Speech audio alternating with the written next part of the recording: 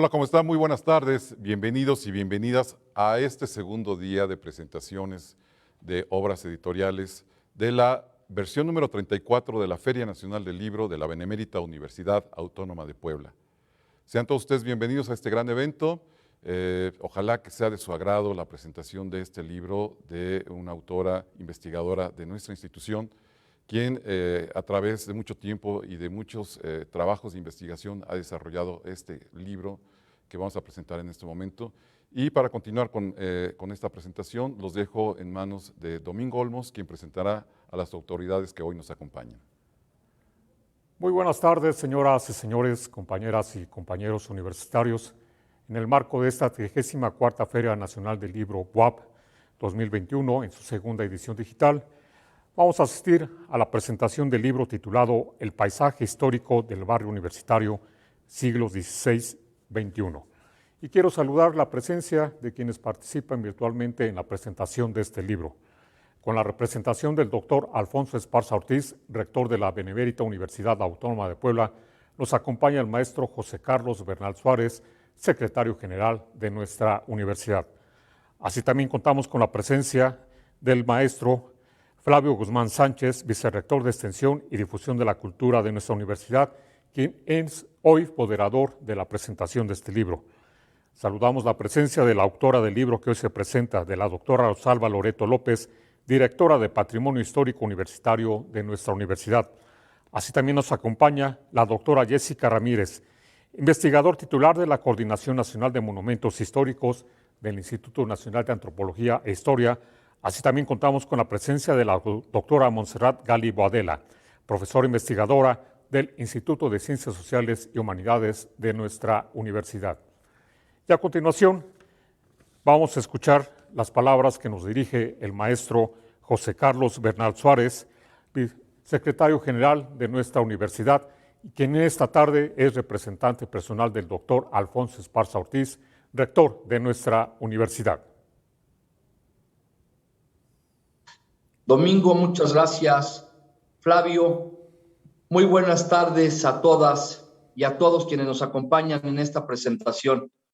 A nombre de nuestro rector, el doctor Alfonso Esparza Ortiz, es para mí un gusto saludar a la doctora Jessica Ramírez, investigadora titular de la Coordinación Nacional de Monumentos del INAH, y a la doctora Montserrat Gali Boadella, profesora investigadora del Instituto de Ciencias Sociales y Humanidades de la UAP, quienes nos honran con su presencia en la presentación del libro El paisaje histórico del barrio universitario, siglos XVI al XXI, de nuestra querida amiga, la doctora Rosalba Loreto López, directora de Patrimonio Histórico de nuestra institución.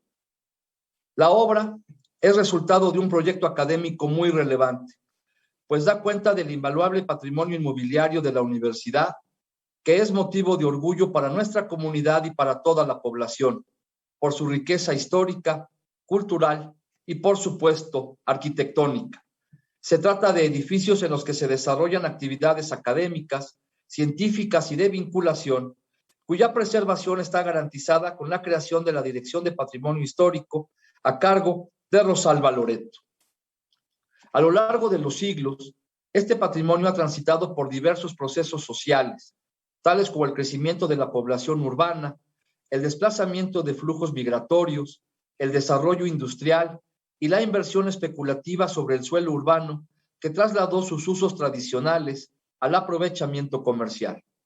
Todo ello implicó modificaciones y, no en pocas ocasiones, la destrucción de algunos edificios.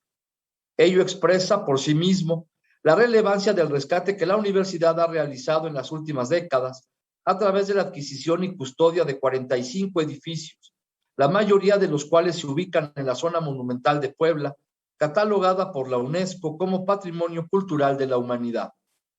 Cabe mencionar que el expediente ante la UNESCO se generó gracias al esfuerzo de universitarios sensibles y comprometidos, y que la declaratoria marcó el inicio de una política patrimonial que ubica a la UAP como la institución de educación superior que custodia el mayor número de inmuebles históricos en el centro de una ciudad colonial, siendo un caso único en América Latina. Quiero destacar también que la política patrimonial de la UAP se orienta hacia un esquema de preservación inclusiva y sustentable a través de la propuesta de configurar el barrio histórico universitario. Ello parte de la concepción de una unidad barrial que integra los edificios históricos bajo propiedad y custodia de la UAP en cuanto a corredores articulados en función de su contexto histórico ambiental. En este volumen se presenta el primero de estos polígonos y se incluyen algunos de los edificios más emblemáticos de la urbe. Una primera meta en este proyecto será certificar a nivel internacional la gestión de conservación y preservación de los inmuebles y muebles patrimoniales que la UAP ha realizado a lo largo de casi 4 décadas. Una segunda intención es actualizar los mecanismos de gestión de dicho patrimonio e incidir en una recomposición del tejido social del entorno en donde se ubica. La labor de la UAP permitirá revalorizar para los universitarios y la sociedad en su conjunto la gran responsabilidad que la institución ha asumido al adquirir y dar un uso educativo, científico y cultural a los citados edificios, generando un alto impacto en la preservación y estabilidad del centro histórico de la ciudad de Puebla. Pero además, aspiramos a que el reconocimiento del barrio histórico universitario contribuya a que la UAP pase a formar parte de la lista de 5 universidades que son patrimonio mundial por la UNESCO: la Universidad de Alcalá de Henares, la Nacional de Coimbra en Portugal, la Central de Venezuela, la de Virginia en Estados Unidos y la Universidad Nacional Autónoma de México.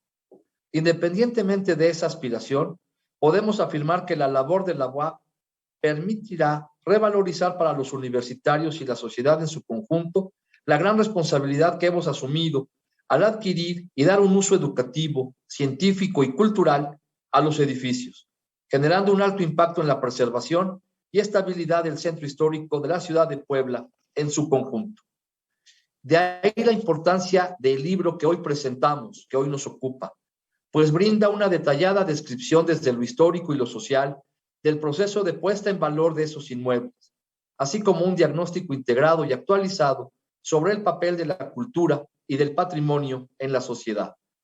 No puedo más que expresar, a nombre del rector y por supuesto en el mío propio, el reconocimiento a la doctora Rosalba Loreto López por el magnífico trabajo que llevó a cabo y felicitarla porque el resultado es un libro que estoy seguro será referencia para futuros proyectos de investigación, estudios especializados e incluso, ¿por qué no?, para el deleite y esparcimiento de los interesados en la historia, la arquitectura y el patrimonio edificado de la universidad.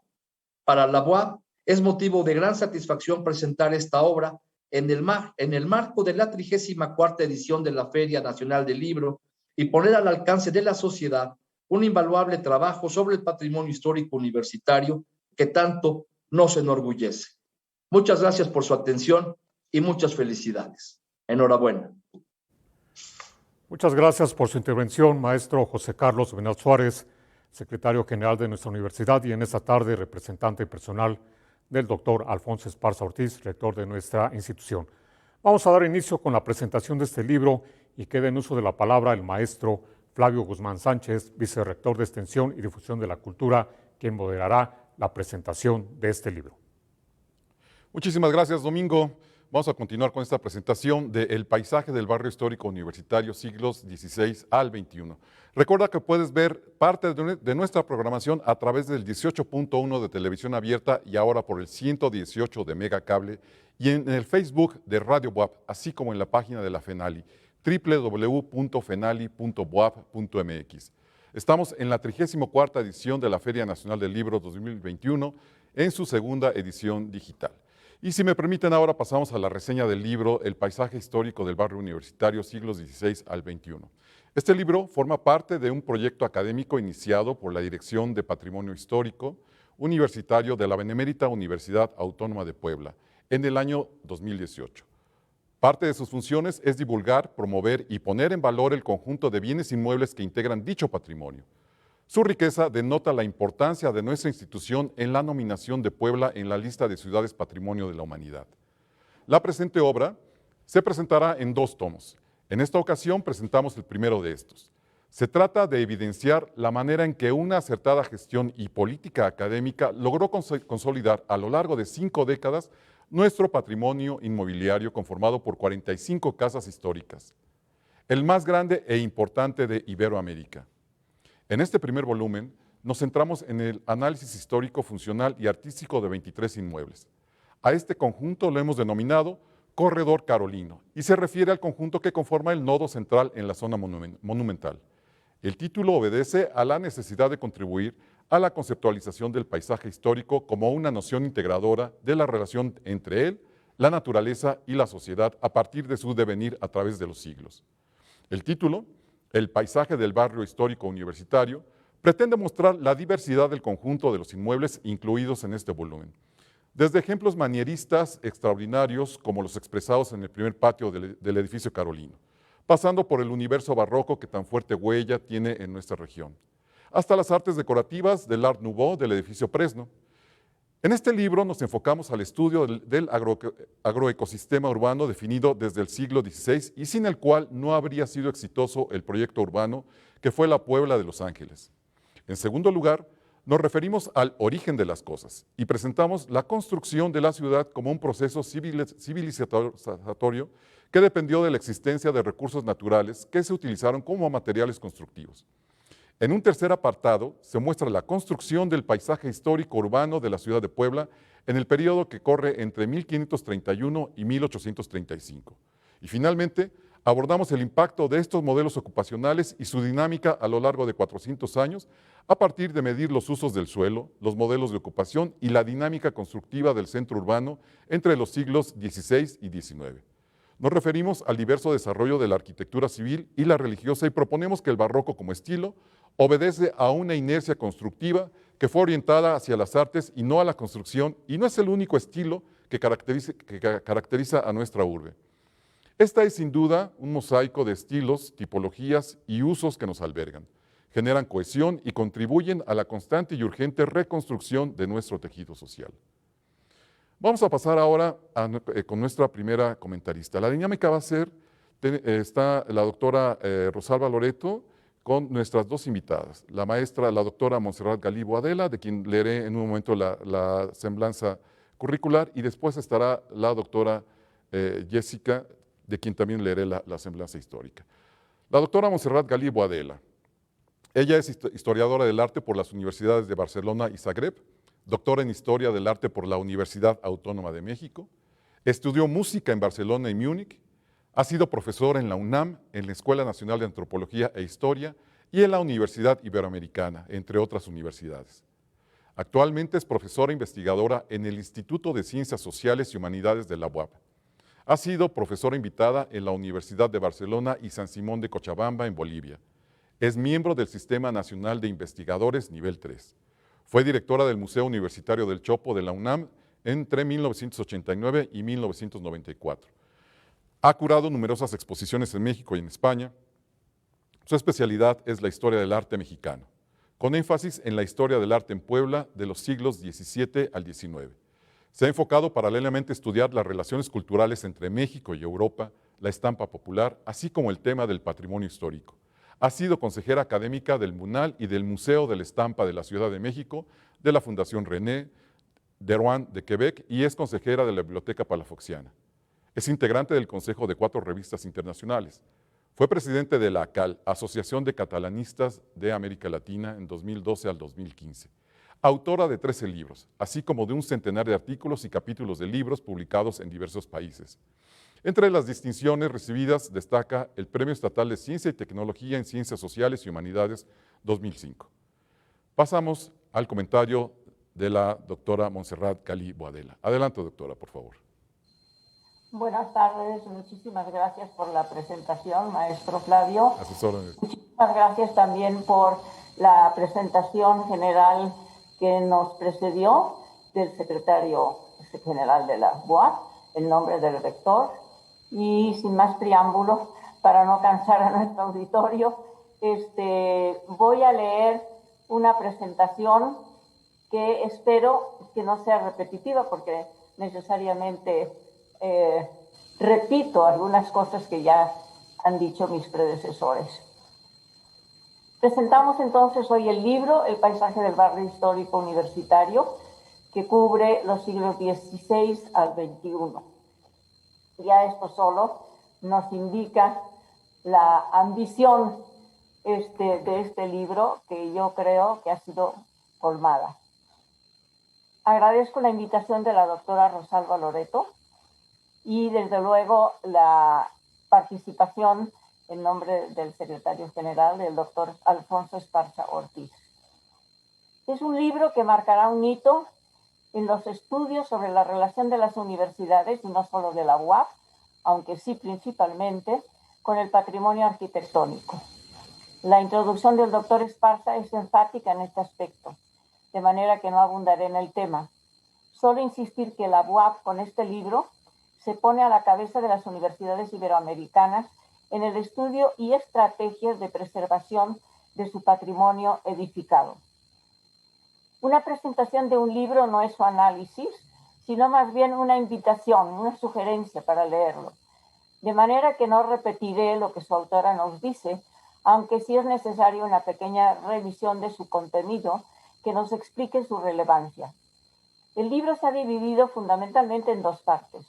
En la primera se ofrecen herramientas para los estudiosos y pienso que también para las autoridades que tienen estos edificios bajo su responsabilidad, y desde luego para los arquitectos restauradores que los intervienen o para las autoridades que sugieren alguna transformación.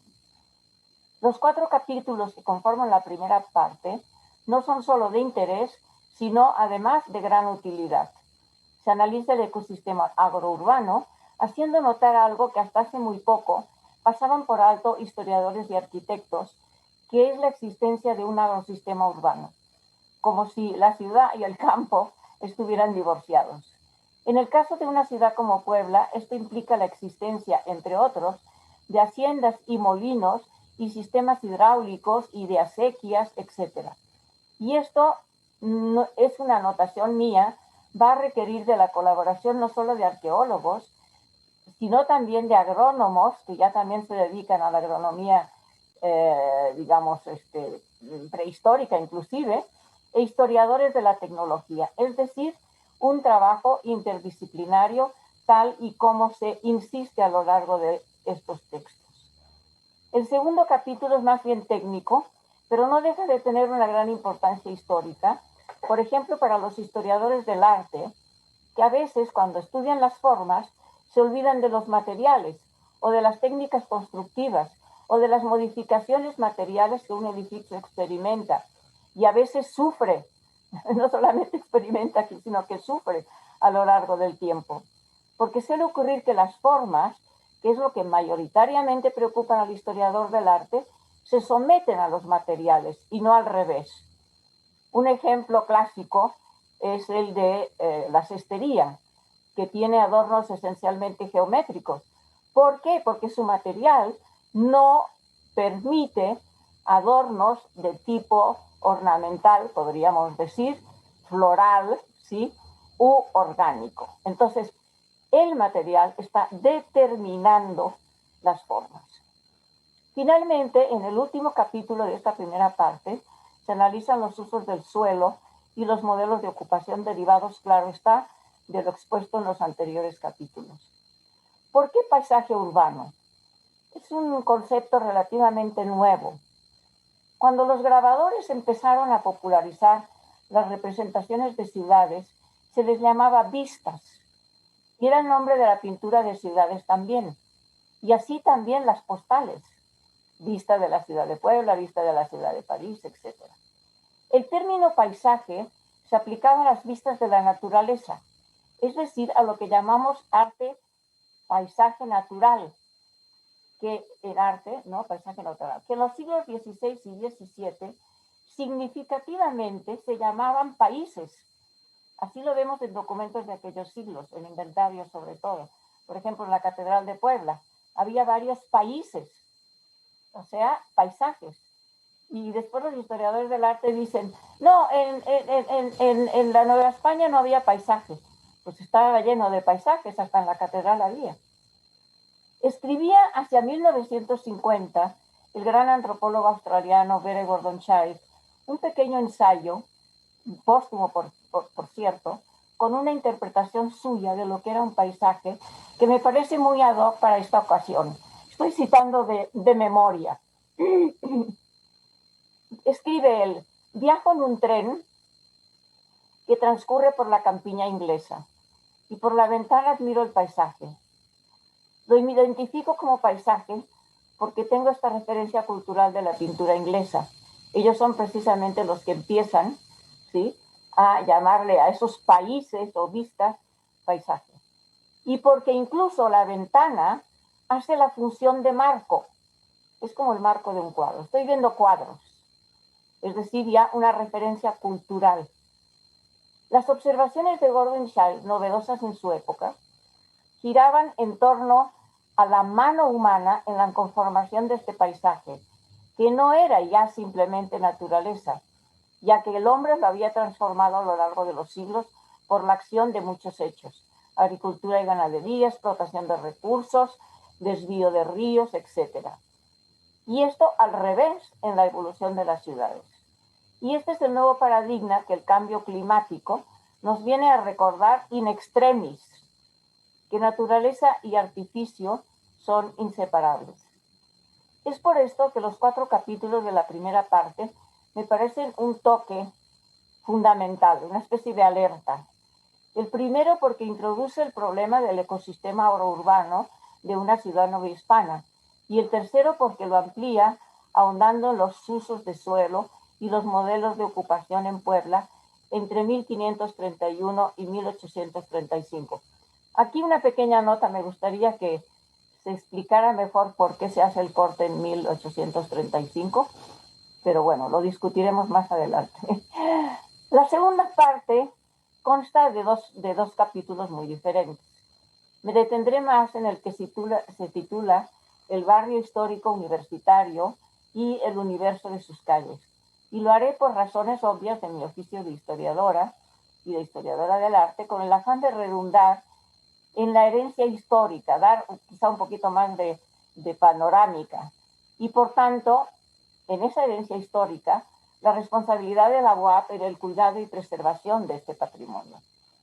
Me referiré a 3 temas que parecen alejados, pero no lo son, porque, bueno, se inscriben dentro del seminario que coordino de Puebla Ciudad Episcopal, y recordemos que las universidades, todas las viejas, antiguas universidades europeas, tienen su origen en las catedrales. Es decir, que el papel de los obispos en la creación de las universidades, empezando por la de París, fue fundamental. Los intentos de tener una universidad en Puebla se remontan por lo menos al siglo XVII. La importancia de los colegios jesuitas, de lo que es heredero directo la UAP, y los estudios de medicina son los 3 temas que quiero aportar en esa presentación, y creo que no están fuera de lugar. Juan de Palafox tenía un interés particular en la enseñanza, como lo indica que ampliara el Colegio de San Juan, fundara los de San Pedro y San Pablo, con miras a dar las bases de los estudios de licenciatura y doctorado, ya que en Puebla solo se podía alcanzar la de bachiller. Recordemos que fue él quien dio los estatutos de la Real y Pontificia de México. Alcanzó a fundar la biblioteca que lleva su nombre, abierta a todos los colegiales, y aún a curiosos, y aún a estudiosos que no fueran religiosos, pero no le alcanzó el tiempo para fundar una universidad. Algo que, por otro lado, siempre fue negado por la Real Audiencia de México. Quien más luchó por tener una universidad fue Manuel Fernández de Santa Cruz, sin éxito. Es muy interesante una de las cartas que Santa Cruz dirigió a la Real Audiencia, porque en ella se exponen algunas razones que curiosamente son vigentes hoy día. Amén de recordar la cantidad de colegios que la ciudad tiene, que atraen a estudiantes de toda la Nueva España, y por lo tanto esta vocación educativa de la ciudad desde casi su fundación, señalaba el obispo que los padres y tutores preferían enviar a sus hijos a estudiar a Puebla, porque era una ciudad con muchos colegios que daban el título de bachiller, más sana, con menos vicios y una vida más tranquila que la capital, en donde la juventud se echa a perder. ¿Les suena algo? No es la variedad de oferta educativa y la calidad de sus universidades lo que atrae todavía a muchos estudiantes de todo el país a Puebla? Es decir, este barrio universitario no surge de la noche a la mañana, ni es un invento de la doctora Loreto, sino que es el fruto de toda una historia de la ciudad de Puebla por ser una ciudad de vocación educativa, pero representada ahorita y encabezada ahorita sobre todo por la UAP.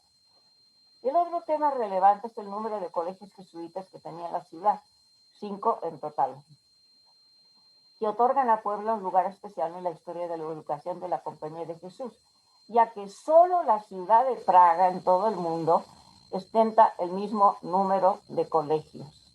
Esto es algo realmente digno de tomar en cuenta, porque, vuelvo a insistir, 5 colegios de los jesuitas no se instalan en una ciudad de provincia, se instalan en una ciudad con una vocación educativa, pero también con una población capaz de soportar esos colegios.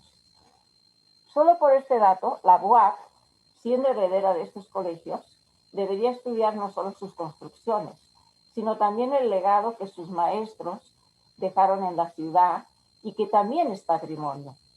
Ya hay algunos estudios y tesis sobre estos colegios, pero nos faltan más. Por ejemplo, sobre las funciones de teatro del Colegio de San Jerónimo, que al parecer fue el primer lugar de Puebla en donde se representaron comedias, como se le llamaban en la época. O la correspondencia que algunos jesuitas mantenían con los más señalados intelectuales europeos, como es el caso de la relación con el también jesuita Athanasius Kircher, considerado el hombre más sabio del siglo XVII. Es decir, Puebla no era una ciudad perdida en el mundo de la cultura y de la educación occidental del momento. En cuanto a los estudiantes de medicina en Puebla, de los que es heredera la UAP, existe una relación con el Real Hospital de San Pedro. Fue Ignacio Antonio Domènech, canónigo, quien a finales del siglo XVIII trajo a Puebla la escuela de medicina más avanzada de la época, la Escuela de Cirugía de Barcelona, que se extendió a Cádiz y de ahí a Puebla, dando lugar al hospital más avanzado de la Nueva España, por no decir de toda América. Pero para variar, el protomedicato de la Ciudad de México prohibió la fundación de una cátedra de cirugía. Fue también Domènech quien trajo del Jardín Botánico de Madrid Antonio de la Cal y Bracho, y con ello no solo se fundó el primer jardín botánico científico moderno en México, sino que, como lo había hecho Domènech con la cirugía, revolucionó la botánica en la Nueva España. Recordemos la importancia también de nuestro jardín botánico de la UAP. Y recordemos el célebre biombo de Miguel Zendejas, que celebra la ciencia en Puebla. Y que, por cierto, entre paréntesis, que no me oiga la representante de Lina, creo que ya nos toca reclamarlo. Esta es la herencia que también debemos cuidar y que justifica doblemente la idea de un barrio universitario cuyo centro es el Carolino. La parte nodal de este libro, como todos hemos dicho, recae en la segunda parte, pero especialmente en el capítulo titulado El barrio histórico universitario y el universo de sus calles, precedido de una apretada pero muy elocuente revisión del desarrollo social que va del siglo XVIII a mediados del siglo XX, cuando, a raíz del hallazgo de los murales de la Casa del Deán, inicia un proceso de revaloración de la Puebla novohispana, de su arquitectura y de los barrios históricos y otros aspectos artísticos abandonados, incluida la arquitectura vernácula. Por otro lado, desde finales de los 60, a raíz de los movimientos internacionales como conocidos del 68, en Puebla, y en el caso de Puebla especialmente a partir de los 70, las convulsiones sociales y especialmente juveniles y estudiantiles conmocionaron y desestabilizaron a la sociedad. Por cierto, quiero hacer un paréntesis sobre mi querido obispo Manuel Fernández de Santa Cruz, que en los problemas que hubo en la Ciudad de México y también en Puebla y en muchas ciudades del año 92, acabando el siglo, dice devolviendo una carta de la Real Audiencia. Si la ciudad de Puebla no puede controlar a sus estudiantes, que habían tumbado el rollo que estaba en medio de la plaza, dice, vamos a mandar una compañía de soldados para que los ponga en orden.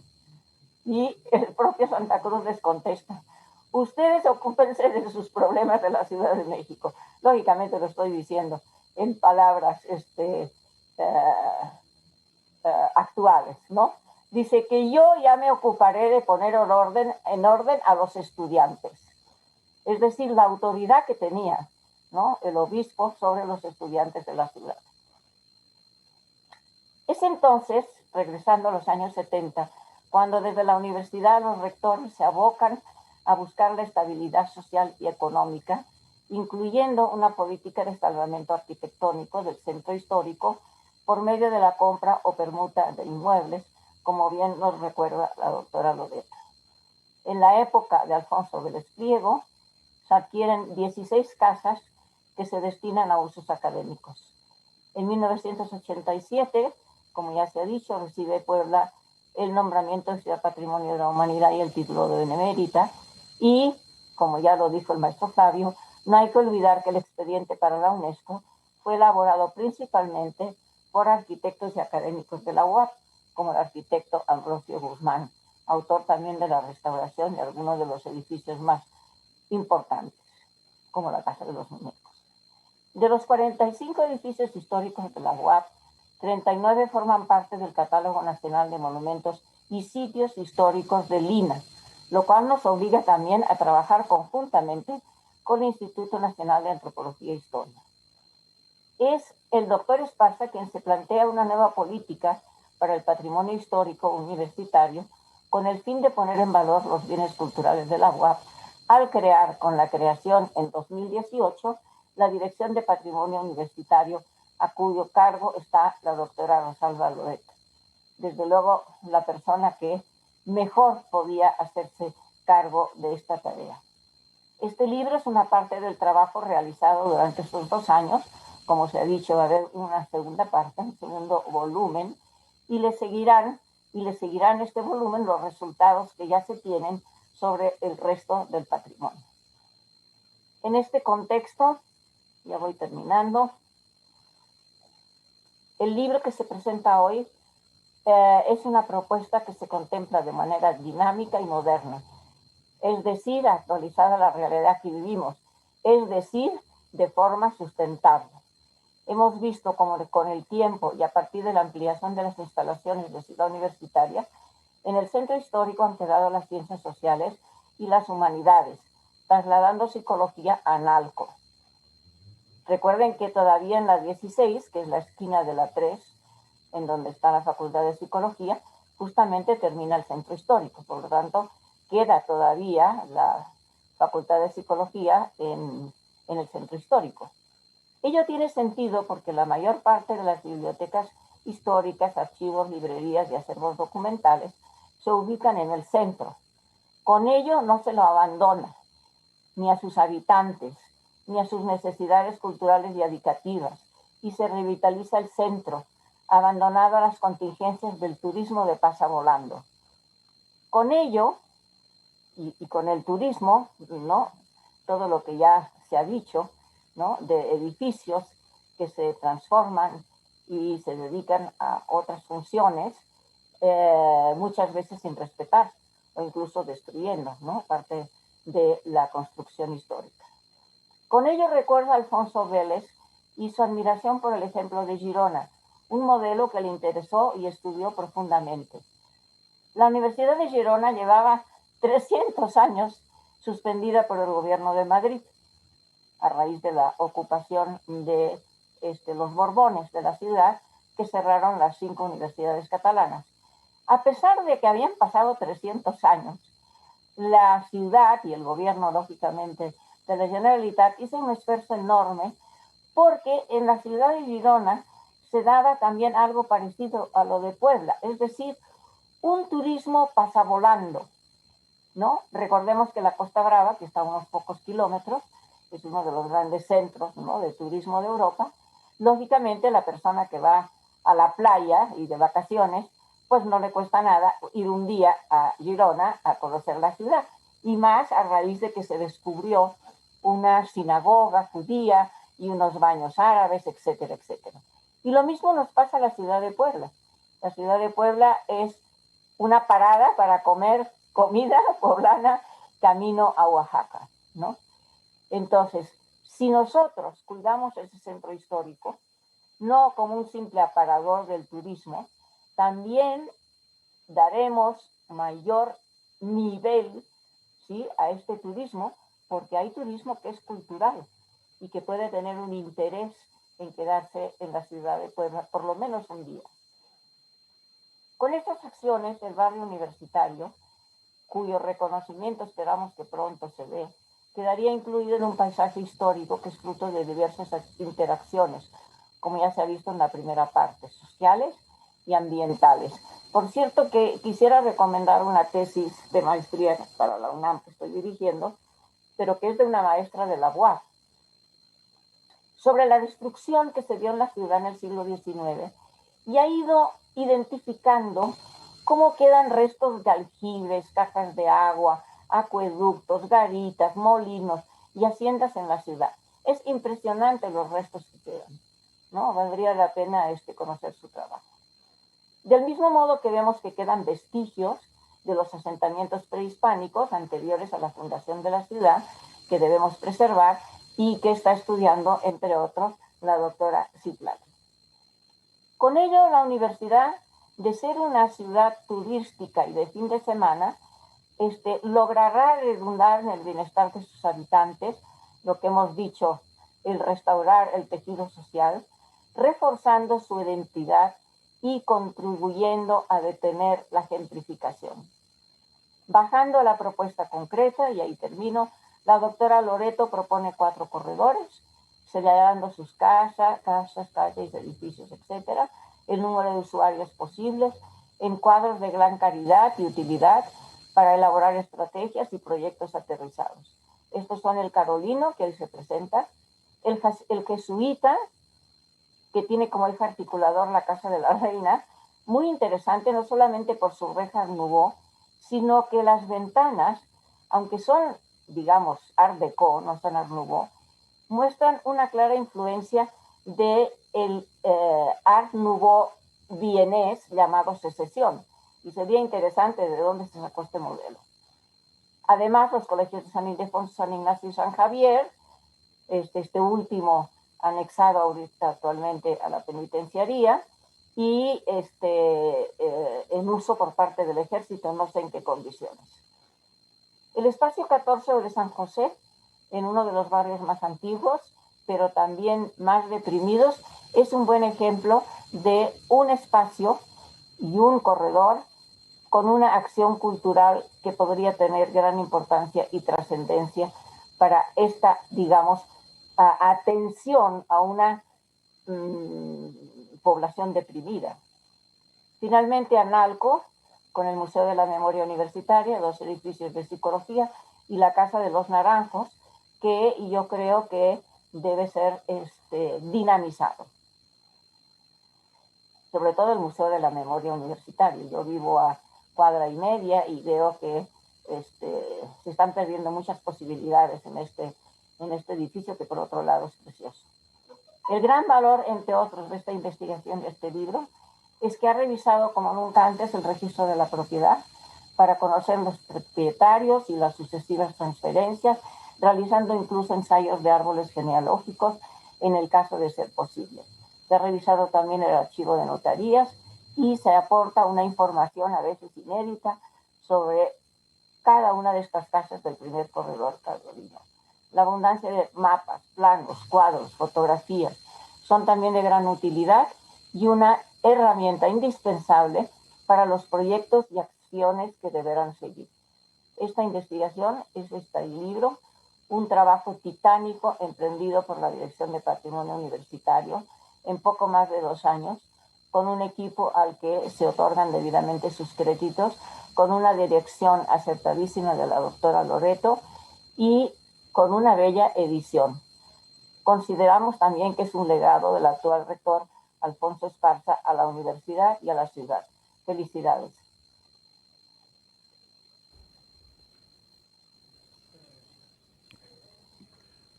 Muchísimas gracias a la doctora Montserrat Galí Boadella por estos comentarios que nos acaba de hacer. Si ustedes tienen alguna pregunta, las personas que nos están siguiendo a través de las redes sociales o de la página de la Feria Nacional del Libro, si tienen alguna pregunta, podrían colocarla en el chat de la transmisión que tenemos en el Facebook y le pediría posteriormente a nuestras invitadas si fueran tan amables de contestarlas o enviarlas por correo electrónico.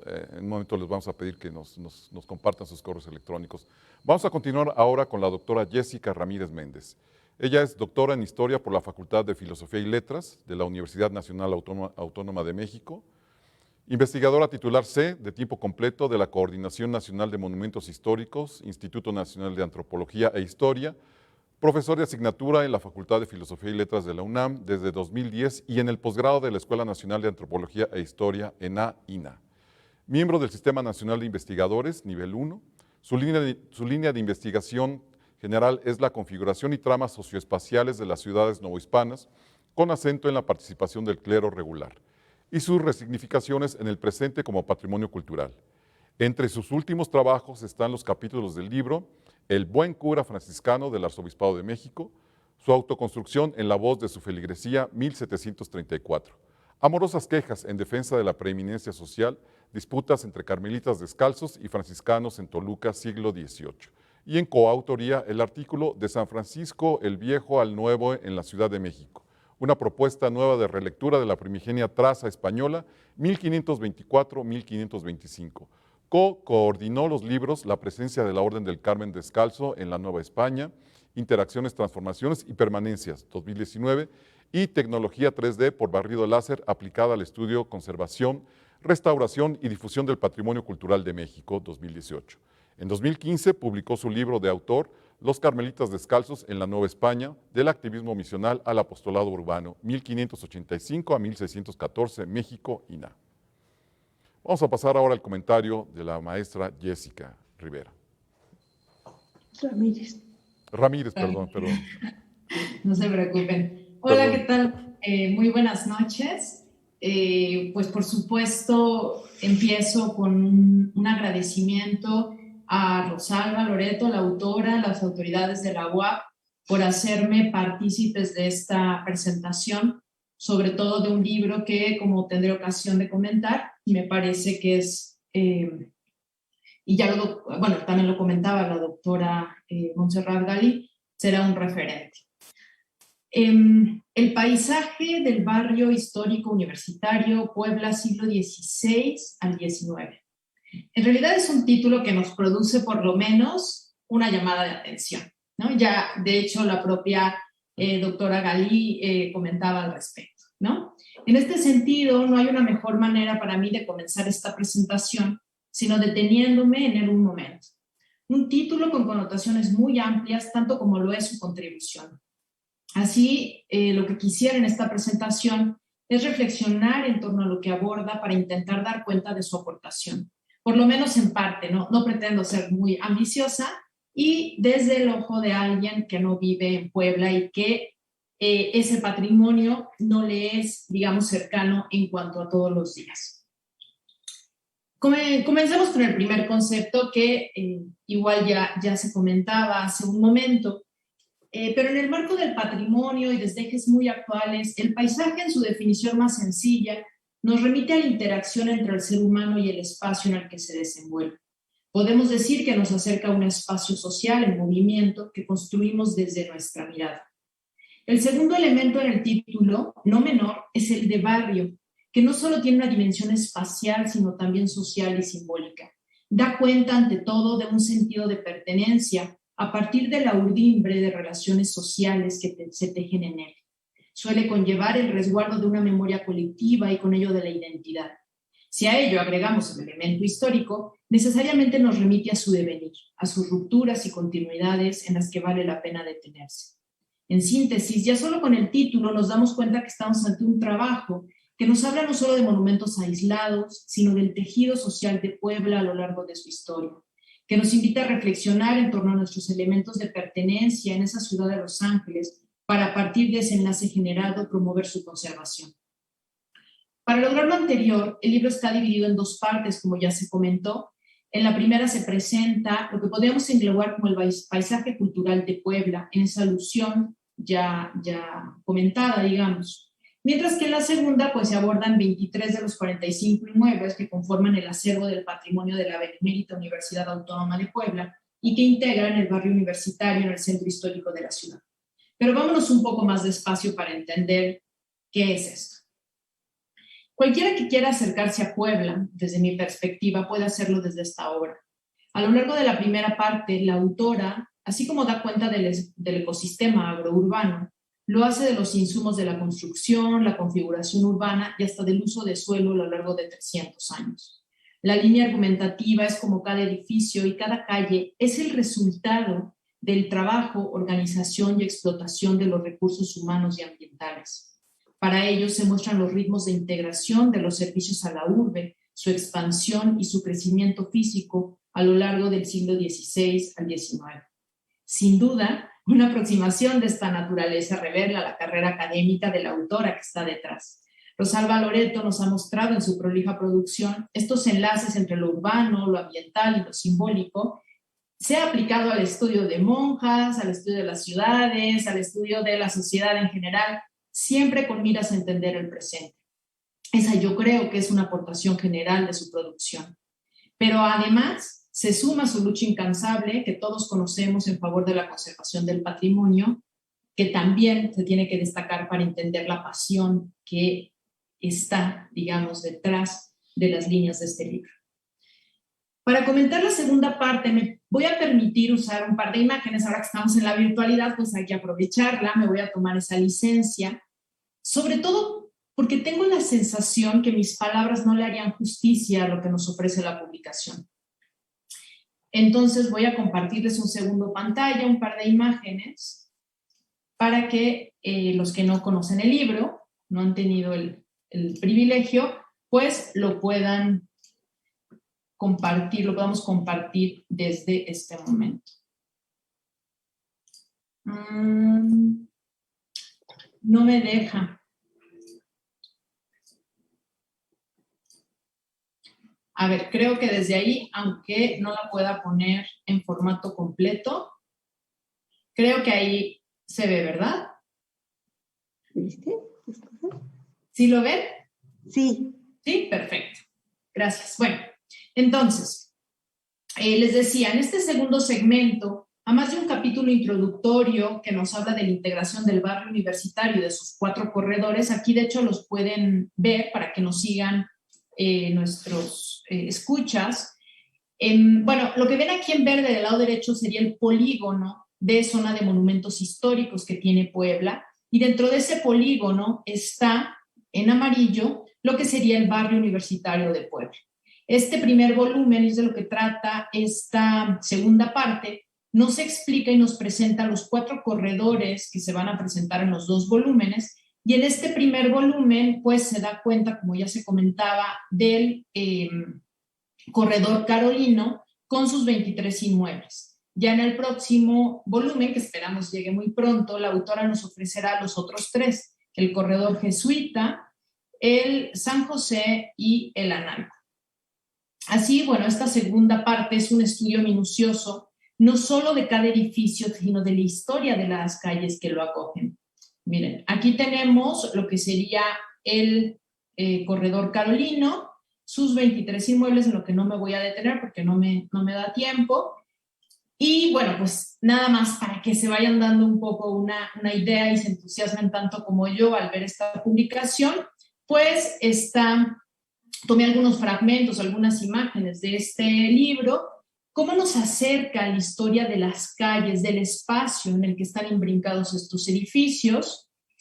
También nos permite consultar de manera puntual la historia constructiva de inmuebles específicos y su entorno, con sus plantas arquitectónicas, fotografías, planos, levantamientos, sin dejar de prestar atención en sus particularidades, como, bueno, a mí me sorprendió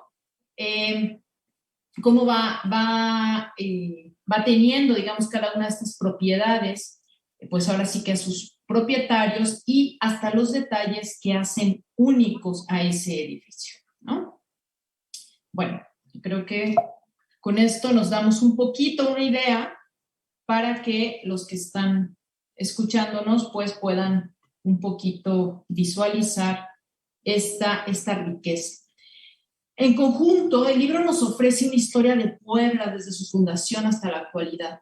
No me refiero a una historia nacional contada a partir de acontecimientos políticos, sino de su devenir, de su desenvolvimiento en el que participan diversos agentes para mostrarnos cómo se ha construido Puebla con todo lo que esto implica. Rosalba Loreto hace de cada inmueble un lugar de memoria, como lo definió Pierre Nora en su texto ya clásico titulado Entre memoria e historia, es decir, esos espacios en donde se cristaliza y refugia la memoria, lugares en los tres sentidos de la palabra, material, simbólico y funcional.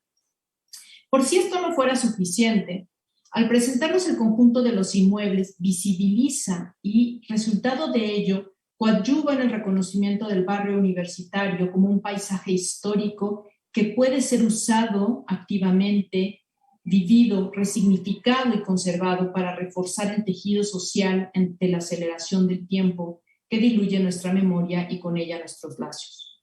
Como pueden ir percibiendo, lo medular radica en la reflexión que hay detrás de la lectura del libro. Es decir, ¿por qué la autora hizo de estos inmuebles objeto de estudio? Que créanme, no pudo ser fortuito. Es impresionante el trabajo de investigación, recopilación de información y análisis que tiene detrás esta obra. Es más, no tengo idea de cuánto tiempo llevó a hacerla, más allá del equipo que lo acompaña, y tampoco sé si quiero averiguarlo porque tengo la impresión que sentiré que yo trabajo pocas horas al día.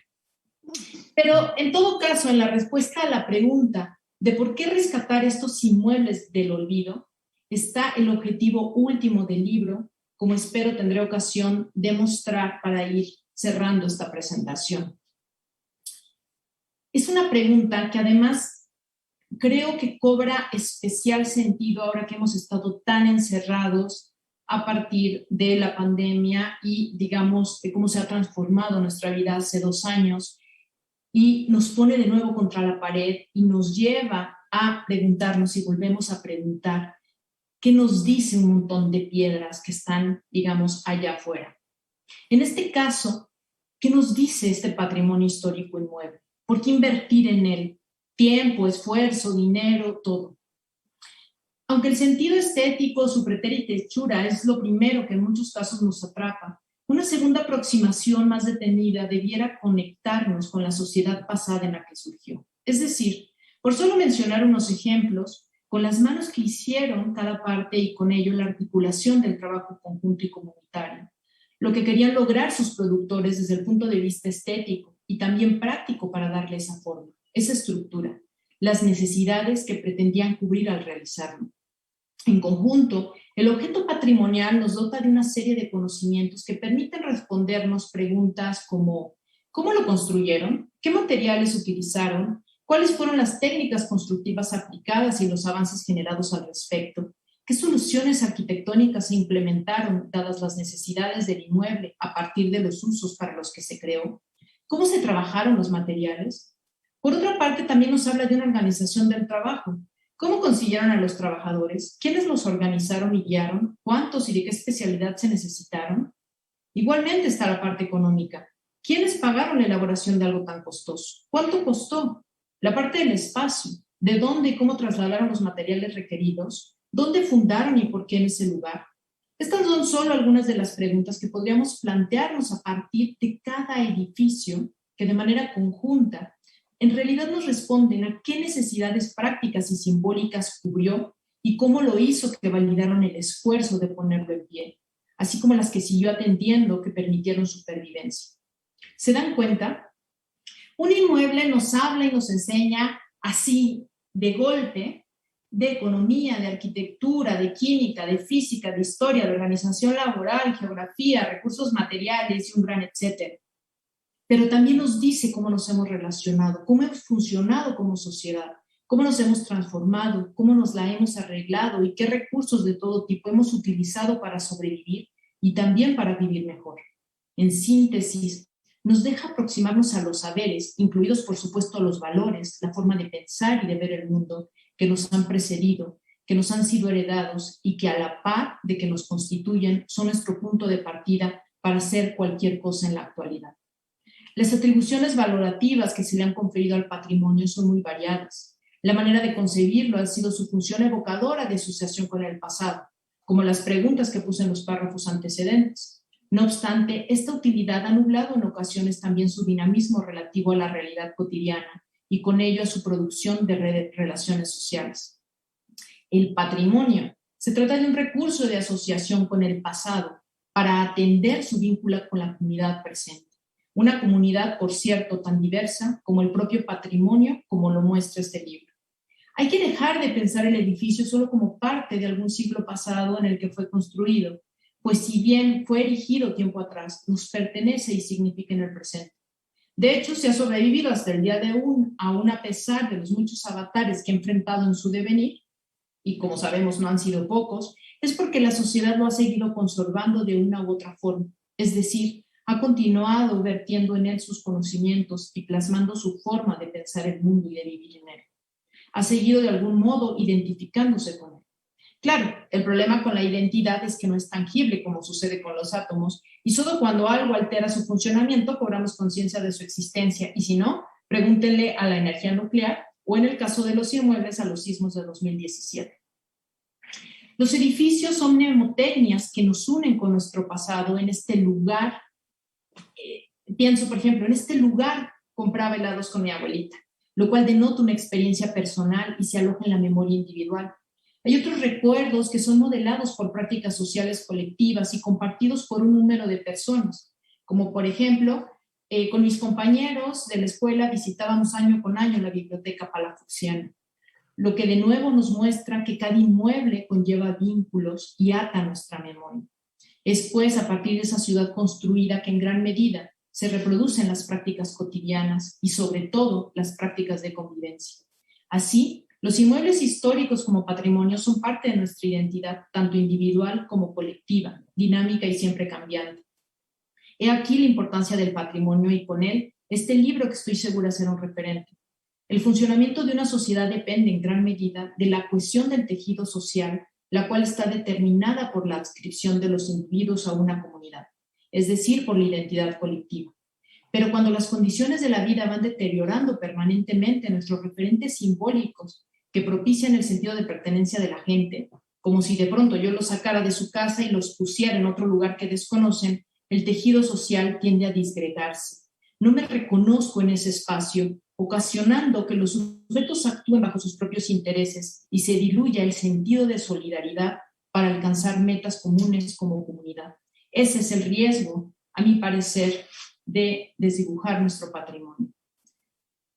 Al respecto, y para mí es lo fundamental de esta obra y de la labor que hace la UAP en la conservación de los inmuebles ocupados en el barrio universitario, es que el patrimonio que se divulga, que se da a conocer, funge como un recurso para ensanchar nuestros vínculos con la comunidad que lo acoge y resguarda, y que en este caso rebasa por mucho a la comunidad universitaria de la UAP. Esta obra coadyuva e incide en generar conexiones entre ese patrimonio como una herencia colectiva y la sociedad para que se desarrolle una participación directa y activa de la ciudadanía en favor de él, pero también a partir de él, donde ese legado cultural funja como una herramienta dinamizadora, social y culturalmente, a partir de fortalecer la identidad colectiva que ayuda a vivir mejor y convivir y tener una mejor convivencia. Es como le preguntaba el jueves pasado a mis alumnos, si pudieran tuvieran la oportunidad de salvar a una persona por un lado y por otro lado a 20, ¿qué elegirían? Y entonces, claro, mis alumnos contestaron, pues a 20. Y entonces les decía, ¿y si una persona fuera su ser más querido, a quién salvarían? ¿A los 20 o a la una persona? A esa única persona. Todo radica en los lazos que construimos, lo que nos importa, y a partir de ahí, cómo vamos a colaborar con esa comunidad que nos es parte y que está rodeada a partir de las mnemotecnias de memoria, de los recursos de memoria que nos ofrece cada uno de estos inmuebles. Si el libro rescata el devenir de pueblo y la pluralidad, sí, El libro rescata el devenir de Puebla y la pluralidad, heterogeneidad y riqueza del patrimonio material inmueble que resguarda la UAP. Pero ante todo, rescata la pluralidad, la heterogeneidad y la riqueza de su gente, de su comunidad y con ella de su tejido social. Quedamos, pues, ansiosos y a la espera de ese segundo tomo y del resto de sus corredores. Muchas gracias. Gracias. Muchísimas gracias a la doctora Jessica Ramírez por esta participación. Les queremos recordar que si ustedes quieren hacer sus comentarios o sus preguntas, escríbanlas en el chat de la FENALI, donde está la presentación de este libro. Vamos a continuar ahora con la doctora Rosalba Loreto. Ella es doctora en Historia por el Colegio de México y profesora investigadora del Instituto de Ciencias Sociales y Humanidades Alfonso Vélez Pliego, de la Benemérita Universidad Autónoma de Puebla. Actualmente es titular de la Dirección de Patrimonio Histórico de la misma institución. Ha sido distinguida con la presea Mariano Fernández de Echeverría y Beitia, que otorga el Honorable Ayuntamiento de Puebla en el campo del conocimiento científico en 1990. Es miembro regular de la Academia Mexicana de Ciencias a partir de enero de 2008 y del Comité Científico de la Sociedad Latinoamericana y Caribeña de Historia Ambiental de 2006 a la fecha. Ha desarrollado varias líneas de investigación especializadas en torno a la historia de las órdenes religiosas femeninas en Nueva España, siglos XVI al XVIII, y a la historia ambiental urbana. Esta última temática ligada a la problemática del patrimonio cultural. Cuenta con más de una decena de libros de su autoría y ha coordinado un número similar de textos, resultado de trabajos colectivos en ámbitos nacionales e internacionales. A esto se suman numerosos artículos especializados arbitrados. Actualmente es directora de la colección de estudios urbanos y ambientales, misma que cuenta con 7 números temáticos. Es miembro del Sistema Nacional de Investigadores del Consejo Nacional de Ciencia y Tecnología de México, nivel 3, de la Academia Mexicana de Ciencias desde el 2000, presidente de la Sociedad Latinoamericana y Caribeña de Historia Ambiental AC 2016 al 2018 y presidente del Comité Defensor del Patrimonio Histórico, Cultural y Ambiental de Puebla AC. Les volvemos a recordar que esta transmisión está siendo, esta presentación está transmitida por el 18.1 de Televisión Abierta y ahora por el 118 de Megacable en el Facebook de Radio UAP y en la página de la FENALI www.fenali.wap.mx. Por favor, doctora Loreto, con su intervención. Gracias, maestro Flavio. ¿Se me escucha, verdad? Sí, claro, sí. Bueno, primero que nada tengo que agradecer a la doctora Jessica Ramírez y a mi compañera Montserrat Galí el gran esfuerzo por leer un gran ladrillo que resultó el gran trabajo del maestro Hugo Vargas Consile, que es el director de Fomento Editorial. Sin el trabajo de él, de todo su empeño, este libro no estaría presentándose este día. Pero también tengo que decir, como lo han dicho mis compañeras, es el trabajo de un equipo de jóvenes que han sido congregados en diferentes ocasiones para hacer servicio social, para hacer prácticas profesionales, para ayudar a hacer los planos, y a mi equipo cercano que es de una capacidad y de una entrega absoluta y que debo reconocer y agradecer siempre. No ha sido inocente el cooptar a estos jóvenes, porque tengo la esperanza que en ellos recaiga la responsabilidad de salvaguardar este paisaje, porque este paisaje en verdad creo que representa el derecho a la belleza, que es un derecho humano al cual todos tenemos que tener acceso, porque nos genera bienestar. Y esta es parte de nuestra obligación. Hay 3 puntos que yo quisiera resaltar en este ejercicio. El primero es que estamos tratando de rescatar un patrimonio en riesgo, Jessica. Estamos en una zona sísmica, en una zona en que cuando tiembla todo pasa y pensamos, ¿por qué Casa Munuera, Casa Raboso, Casa del Alguacil Mayor, qué se cayó? ¿Sí? Entonces, estamos en una zona de riesgo que de verdad necesita un apoyo especial y un tratamiento especial. Un segundo tema que creo que es muy importante es que ligamos y que tenemos que partir de la idea de que el patrimonio edificado, como lo dijeron mis compañeras, es el resultado de una larga relación entre el hombre y la naturaleza, entre el hombre y sus necesidades, entre el hombre y sus capacidades y entre el hombre y los recursos con los que cuenta. Sin los recursos naturales que se encontraban en el Valle de México, habría sido imposible tener la ciudad que tenemos. Y finalmente, quiero hacer un énfasis en las universidades como los nuevos protagonistas en el cuidado y en la gestión del patrimonio histórico universitario, que no se restringe al patrimonio inmobiliario, sino al documental y también al natural.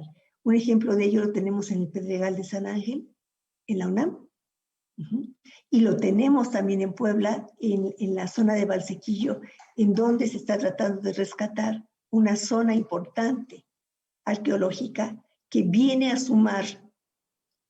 sumar capital simbólico y responsabilidad a los que sigan, a los jóvenes del servicio social, a los jóvenes de las prácticas profesionales que tienen que ser responsables de ese patrimonio en adelante.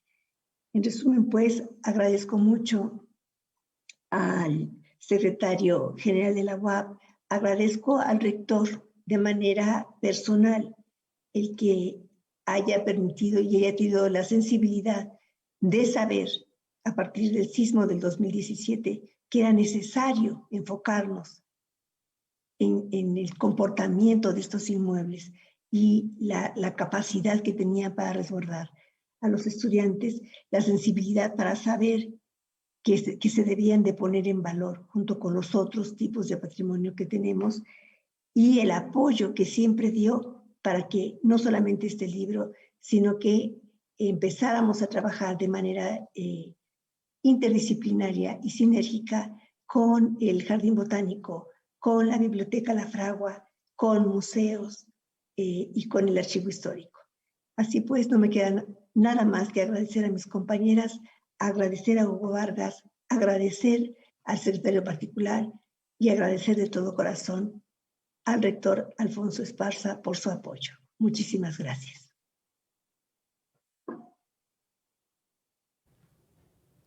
Muchísimas gracias. Pues así es como damos fin a esta presentación del libro de la doctora Rosalba Loreto.